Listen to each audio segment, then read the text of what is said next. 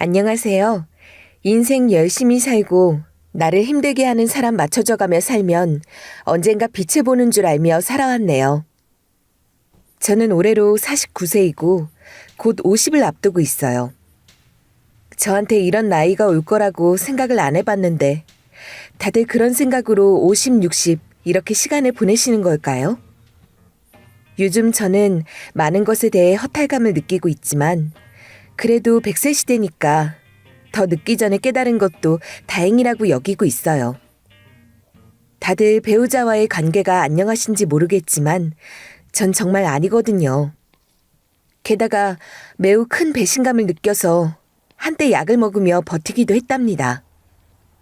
이런 저의 사연에 대해 한번 큰맘 먹고 이야기를 풀어보도록 할게요. 저는 소개로 만난 남편과 25세 결혼을 했고 아기를 낳고 난 이후에는 잠깐 휴직을 했었어요. 당시에는 어지간해선 여자가 애를 낳으면 다 퇴사하고 집에서 애나 키우라는 말을 들었죠.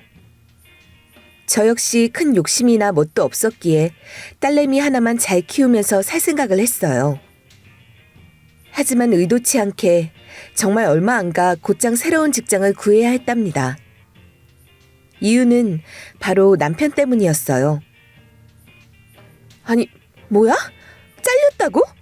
직장 들어간 지 얼마 안 됐잖아. 우리 유정이 제대로 키워보겠다고 더 큰 레스토랑으로 무리해서 옮긴 거 아니었어?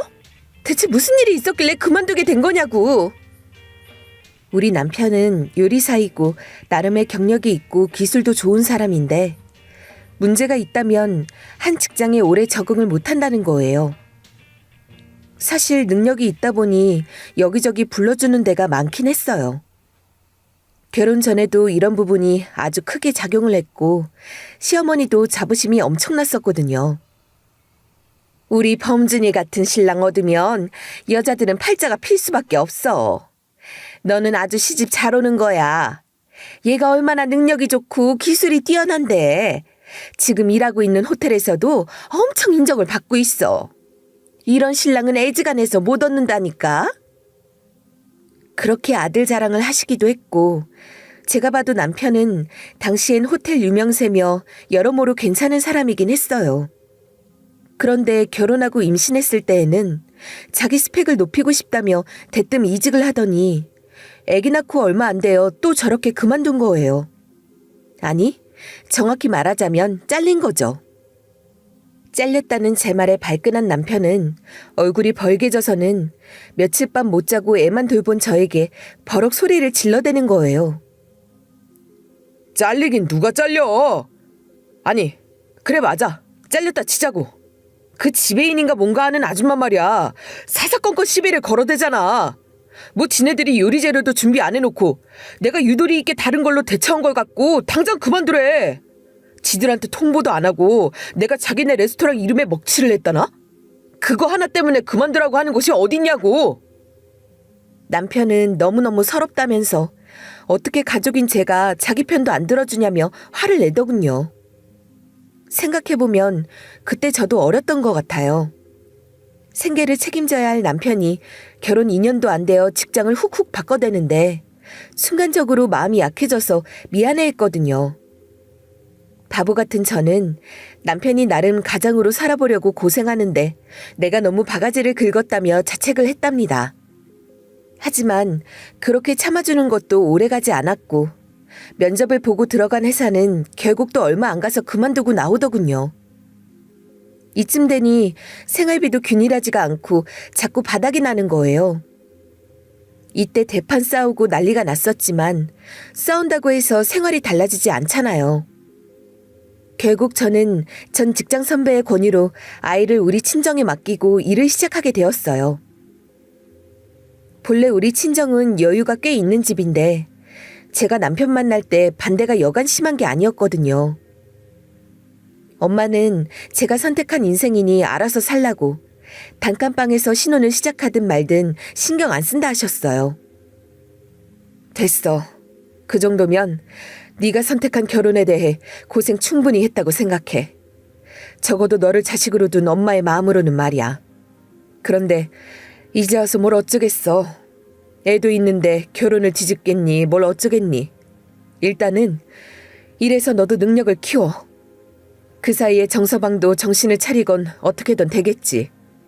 유정이 키워서 먹여 살리려면 당장 지금 네가 일해야 하잖아.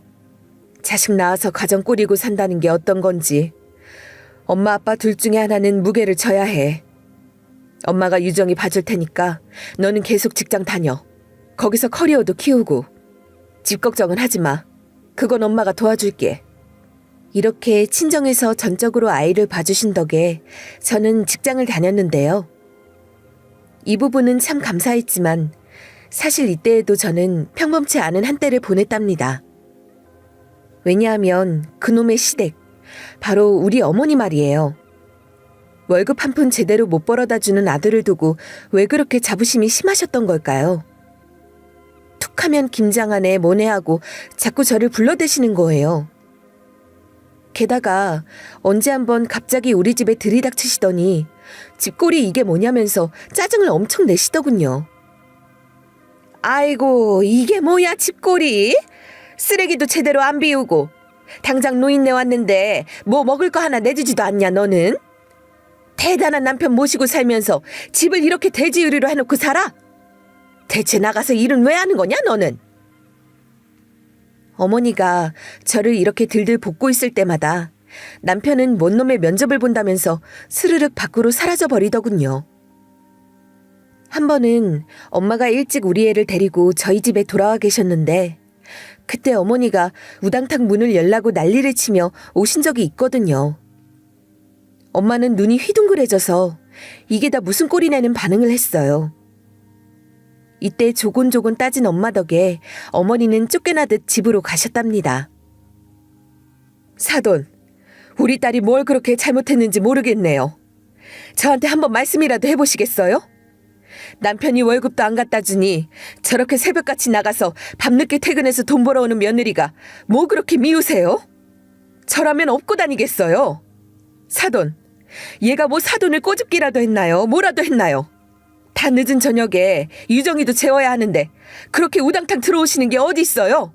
애 놀라겠어요. 다음에는 오실 때 연락이라도 하고 오세요. 저도 딸 집에 그런 식으로는 안 와요.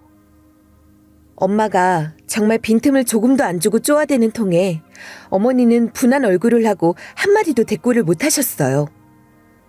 그리하여 좀 편해지는가 했는데 이 무렵때에는 저를 많이 혼란스럽게 하는 일들이 일어났어요.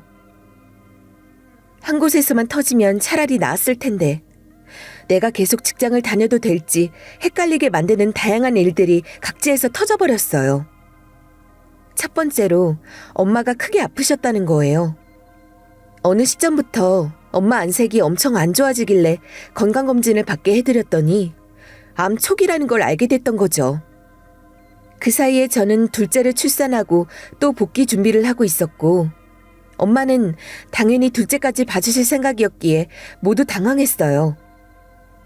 그럼에도 엄마는 계속 괜찮다고 초기니까 잡을 수 있다며 자꾸 직장을 다니라고 하셨답니다. 아침마다 출근길에 저 역시 회복이 덜 된 몸으로 엄마에게 아이를 맡기면서 대체 이런 불효녀가 어딨나 싶어 울며 차를 탔어요. 그렇게 힘겹게 직장에 나아가고 있는 저에게 그럼 직장이라도 조금은 같이 일할 만한 사람들이 있어야 되는 거 아닐까요? 원래 나한테 돈 주는 곳은 편할 거란 기대를 해선 안 되지만 그래도 이때 저와 마주했던 여자 부장님은 정말 제 피를 쫄쫄 말리게 했던 사람이에요.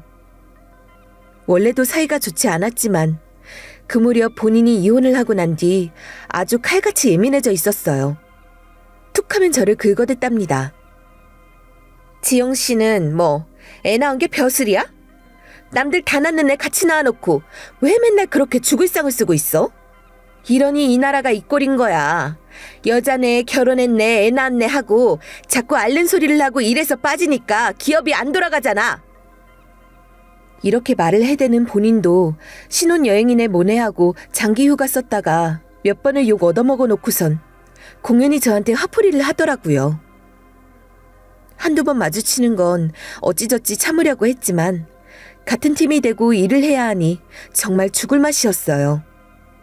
집에 있는 남편이란 작자는 맨날 술 마시고 사람들 만나러 다니고 알바처럼 일하고 다니니 환장하겠고, 우리 불쌍한 엄마는 아픈데 손녀들 봐주고 있고, 나는 직장에서 일하면서 눈칫밥이나 먹고 있고, 모든 게 최악의 삼박자더라고요. 저는 이 셋 중에 뭐 하나는 놓고 싶었는데 놓으면 더 지옥으로 떨어질 것 같더군요. 그래서 악으로 버티며 다니는 저에게 상처에 불을 질러대는 말을 우리 시어머니라는 작자께서 하셨답니다. 어이구, 미쳤어. 네 엄마 암 걸린 거 어찌 보면 다 네 탓 아니냐? 남편도 못 돌보는 여자가 무슨 밖에 나가서 일을 한다고 애랑 남편 다 내팽개치고 일하면서 친정엄마 신경 쓰게 만드니 그 나이에 암이 걸리지. 에휴, 하여간 나이 먹어서 애보게 만드는 것들은 그게 불효인지도 몰라. 이때 제가 조금이라도 살만했다면 어머니에게 따졌겠지만 그럴 여력도 뭣도 없었네요. 하지만 어느 날 이 말이 너무 상처가 되고 기가 막힌 마음에 엄마에게 진지하게 물었어요. 직장 그만두고 애들 내가 데려가 키우는 게 맞겠냐고요. 역시나 엄마는 다르게 말하시더라고요. 얘는 무슨 나 아픈 것 때문에 직장을 그만두냐? 아빠가 엄마 계속 봐주고 병원 같이 다녀주잖아. 그리고 초기라서 많이 잡았대. 약 먹고 있고 계속 추적 관찰해야 한다고 하지만 이만하면 다행 아니니? 너 그런 생각 꿈도 꾸지 마. 그냥 직장이나 잘 다녀. 왜? 또 누가 뭐라고 해? 이 말에 왈칵 눈물이 솟아오르면서 이 악물고 그냥 옆에 있는 우리 애들을 껴안고 잠들었던 날들이 생각나요. 이후로는 참으로 감사하게도 엄마가 무탈히 회복하셨어요. 그런 날들을 지나고 또 지나 남편은 몇 번은 직장에 종속되어 있던 시기도 있었어요. 애들이 클 때 어찌어찌 본인에게 잘 맞는 곳을 찾았는지 한 5년 정도 꾸준히 다니던 곳도 있었네요.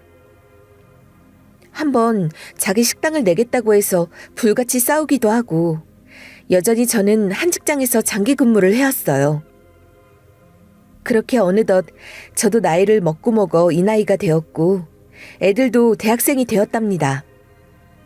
중간에 저도 크게 아팠던 적이 있어 그때 그만두려고 했는데 아직 은퇴할 시기는 아니었던 건지 금세 또 그냥 지나갔어요. 하지만 저랑 비슷한 또래인 직장 동료가 그만두는 걸 보니 생각이 많아지더군요.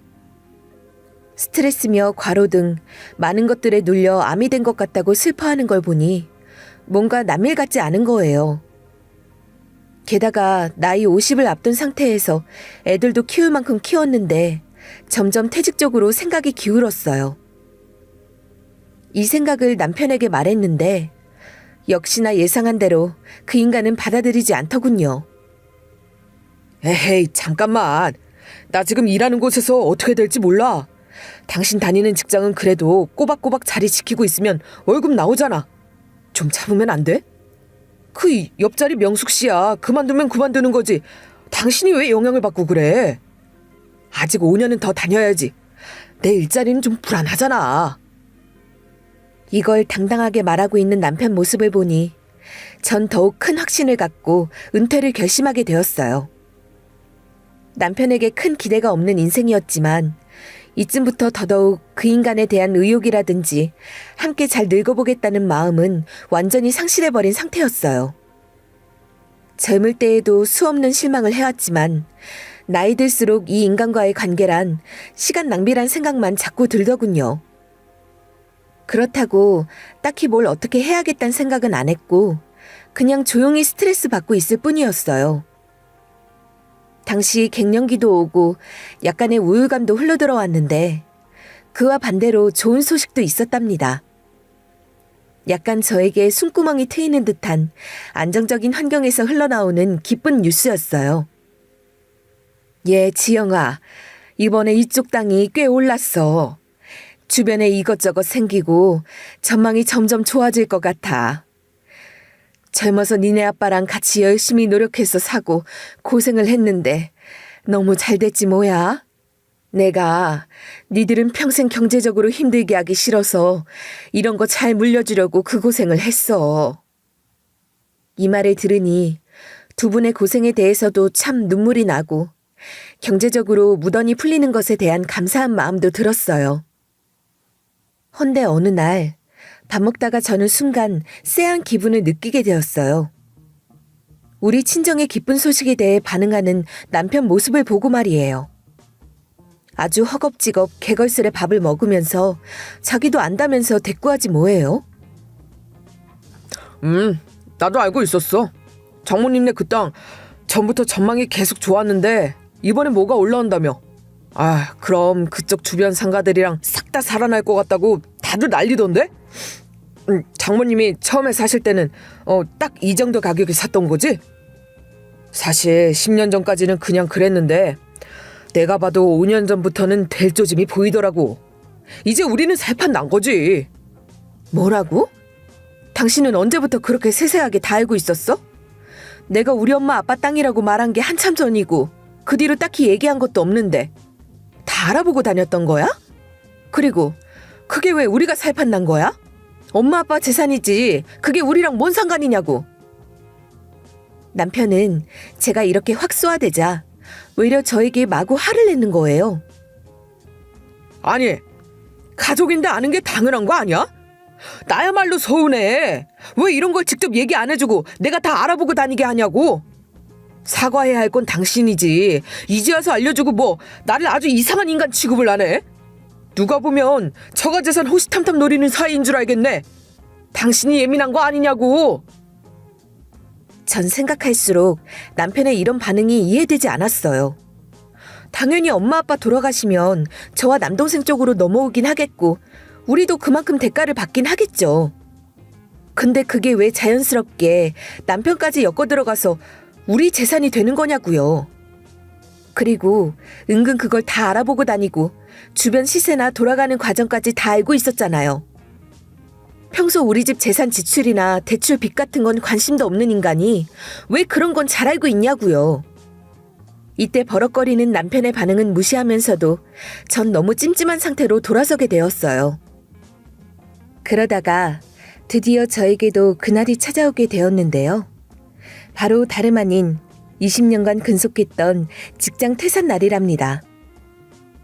애들에게도 충분히 말을 해두었고 애들도 대학만 졸업하면 각자 살 길을 생각하고 있었어요. 사실 애들 어릴 때부터 돈에 대해 지독히도 가르쳤거든요. 남의 주머니에서 돈 나오는 거 쉬운 거 아니야.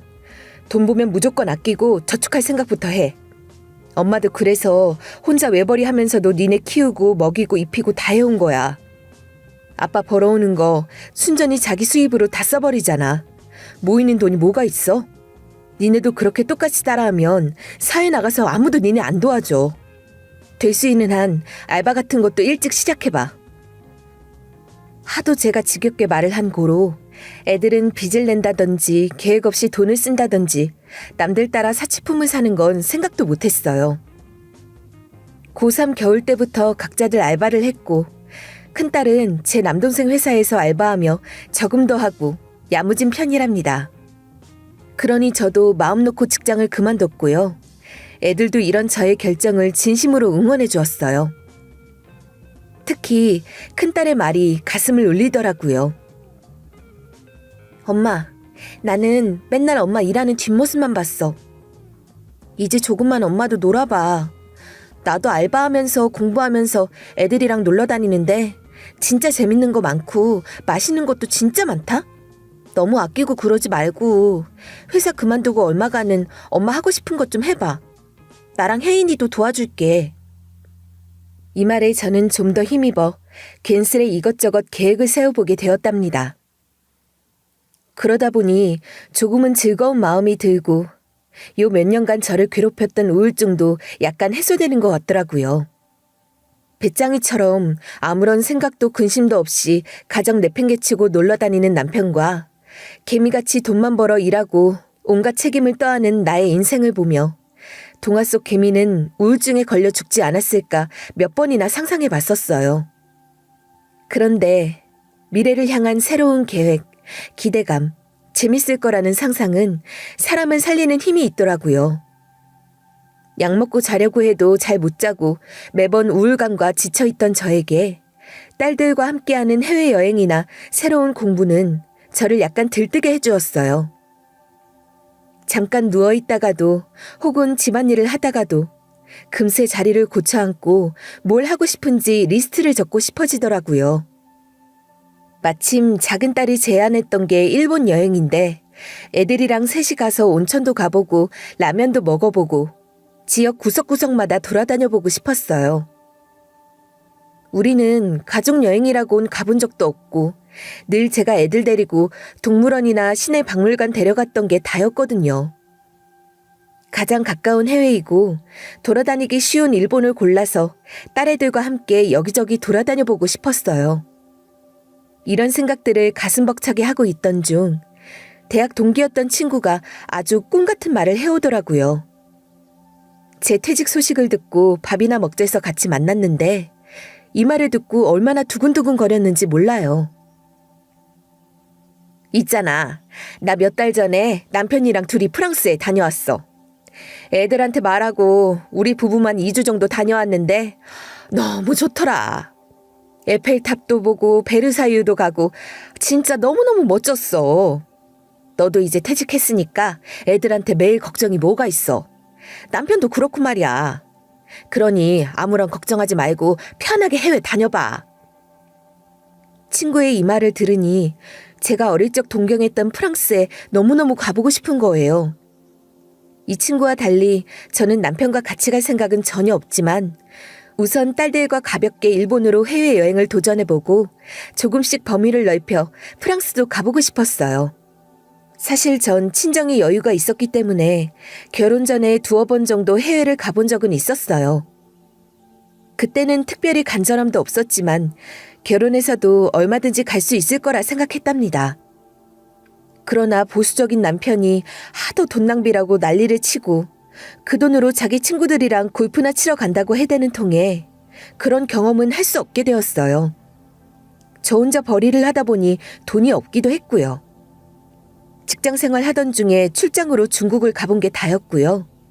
그것도 애들 내팽개치고 여자가 무슨 해외 출장이냐며 남편과 어머니가 쌍으로 난리를 쳤었답니다. 그건 그렇다 치고 부푼 가슴을 안고 딸들에게 도움을 받아 여행 카페에 가입도 해보았어요. 퇴직금은 전액 통장을 옮겨두고 한 몇 주간은 열심히 카페에서 여행 관련 공부를 했답니다. 그리고 한 달쯤 지났던 것일까요? 이전 동료들이나 친구들 조언으로는 퇴직금도 규모 있게 잘 나눠서 쓴다길래 저도 분리해서 유지시켜두고 싶었어요. 퇴직금을 넣어둔 제 명의의 기본 통장은 생활비 통장이기도 했기에 일단은 좀 더 분할해서 계획을 세워두고 싶더라고요. 이건 남편이랑 공동으로 들여다보고 있는 것이기도 해서 수정을 하려는데요. 그렇게 해서 확인을 하는데 제 눈에 들어온 것은 제가 예상했던 대충 이 정도 되겠지 생각했던 그 숫자의 금액이 아닌 거예요. 저도 모르게 입 밖으로 이런 소리가 흘러나와 버렸지 뭐예요?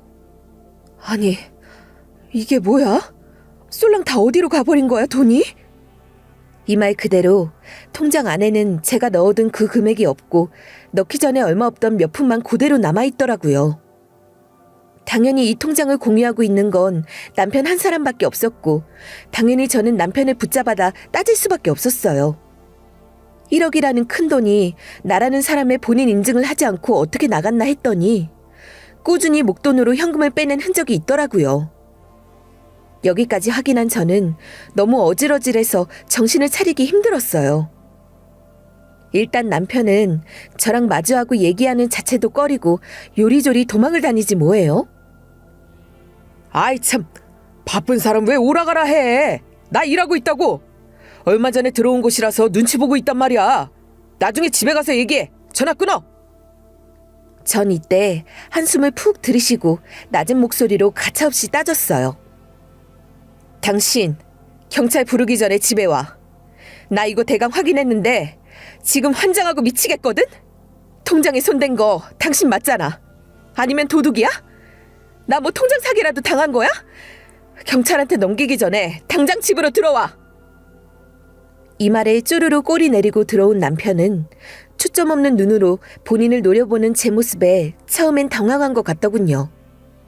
하지만 이후로는 점점 말 같지도 않은 변명을 하면서 지주제에 점점 당당해지는 거예요. 세상 어디에 이런 인간이 있나요? 그게 사정이 있었어. 일단 내 얘기 좀 들어봐봐. 어머니 말이야. 어머니 전셋집 대출금리가 올랐다니까. 노인네 혼자 사는데 안 듣잖아. 그걸 어떻게든 막아야지. 당신은 우리 어머니 안 불쌍해? 그리고 내가 돈이 어딨어. 솔직히 이건 당신도 잘못이야. 생활비 통장 안에 넣어놨잖아. 그럼 누구든 보게, 누구든 쓸 수 있게 둔 거 아니야? 그렇게 싫었으면 옮겨놨어야지. 나는 써도 되는 줄 알고. 그리고 사정은 차마 그때 바로 말을 못하고 쓴 것뿐이야. 전 여기서 분노가 치밀어 식탁을 주먹으로 콱 내리치며 말했어요. 미쳤어? 남의 돈 말도 없이 갖다 써놓고 뭐? 내 잘못이 어쩌고 어째? 당신 진짜 돌아버린 거 아니야? 남편은 이때 또 슬그머니 눈치를 보더니 절대 돈은 안 내놓고 싶은지 박박 우기는 거예요. 정말 환장하고 돌아버리겠더군요. 아이 참, 말을 왜 그렇게 험하게 해. 그리고 말이 나왔으니 말인데 당신 우리 어머니랑 사이가 안 좋잖아. 이거 내가 얘기했으면 당신이 그냥 통 크게 1억 쓰라고 줬겠어? 아주 발작을 하고 난리를 쳤겠지. 그냥 빌린 거야, 빌린 거. 좀만 기다려줘. 나 여기 일한 지 이제 일주일 됐다. 당신 자꾸 그렇게 바가지 긁어대면 나 또 그만둬야 돼. 당신도 좋을 거 없잖아. 이쯤에서부터 저는 눈앞이 하얘졌고 모든 인생 만사가 저주스럽고 한멸나게 느껴지기 시작했어요. 내 인생은 대체 어디서 잘못된 걸까? 사실 나를 제일 괴롭히는 건 이 인간이 아니라 저런 구제불능한 인간을 굳이 내 인생에 끌어들여 사는 나 자신이 아닐까. 온갖 생각들이 밀려들어왔어요. 이러다 쓰러질 것 같아 최소한 나 자신을 지키겠다는 일념하에 겨우 털어놓았습니다. 당신 말이야.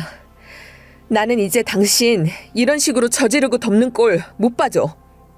참아줄 여력이 없어. 당신도 나이 먹었겠지만 나도 나이 먹었거든? 좋은 말 할 때 돈 안 내놓으면 나 시댁 가서 다 뒤집어 엎고 어머니랑 사생결단 낼 거야. 잘도 아들이 며느리 돈 훔친 걸 겁도 없이 쓰시냐고 다 뒤엎어버릴 거라고. 남편은 여기서 자기도 좀 그랬는지 허겁지겁 변명을 하더군요. 아니. 어머니는 그게 당신 돈인 거 몰라. 너무 흥분하지 말고 좀 침착하게 반응을 좀 해봐. 왜 그래 진짜. 전 정말 미쳐